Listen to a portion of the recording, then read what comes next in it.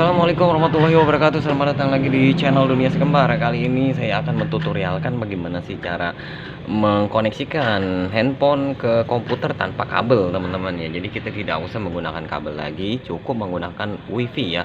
Jadi di sini syarat yang diperlukan adalah WiFi dengan satu WiFi antara laptop dengan handphone ataupun komputer yang dipakai dengan handphone. Harus satu WiFi ya, tidak boleh beda WiFi-nya. Jadi kita satu hotspot gitu ya.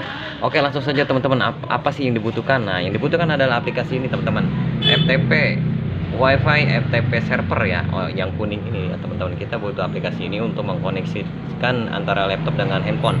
Nah, untuk keperluan apa biasanya? Nah, sekarang kan lagi marak ya, para petugas-petugas KPPS itu diperlukan printer yang berfotokopi. Sebenarnya printer tidak perlu ada scan juga, masih bisa teman-teman ya.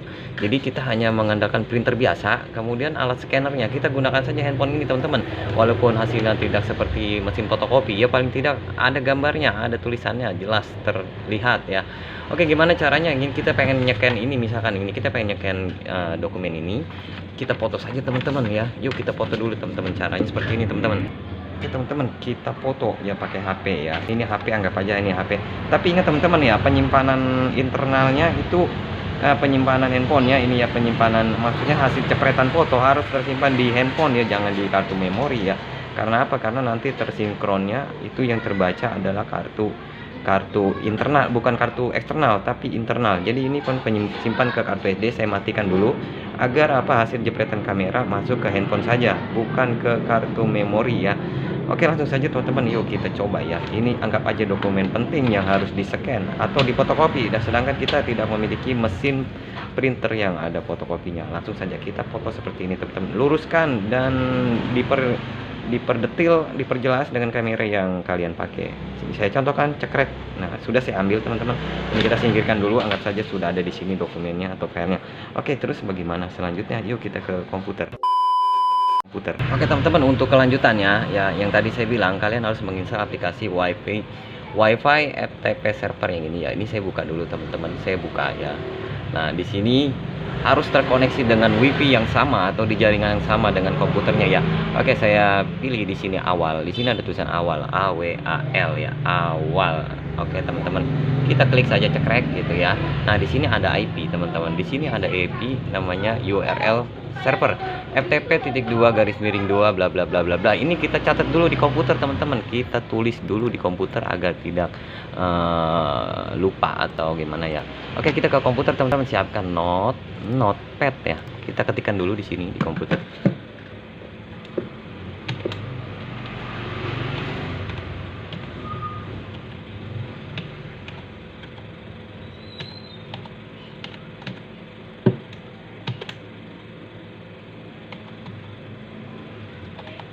Oke, harus sesuai teman-teman, harus sesuai yang ini ya. Yang ini harus samakan dengan yang nampak di sini, harus sama teman-teman. IP yang di sini harus sama ya. Semuanya ditulis, termasuk titik 2 portnya yang belakang ini harus ditulis. Oke, sekarang kita ke komputer ya teman-teman. Kita ke komputernya yang tadi kita ketikkan, kita copy saja teman-teman. Setelah kita copy, kita buka Windows Explorer ya. Windows Explorer itu bisa dia dari keyboard ini, tekan Windows kemudian huruf E, atau langsung dari sini cekrek gitu ya. Nah, seperti ini. Nah, kita fokus ke bagian atas teman-teman. Kita ke bagian atas ada library, kita klik aja di sini yang di kolom kosong seperti kita mengetikkan URL di website ya. Kemudian kita paste di sini, kita tempel. Nah, kita enter langsung teman-teman. Nah, handphone yang ini jadinya ada di komputer teman-teman. Isi dalaman handphone ini ada di komputer ya. Kita cek di komputer, tadi saya moto ya. Kita cek foto yang sudah foto gitu ya.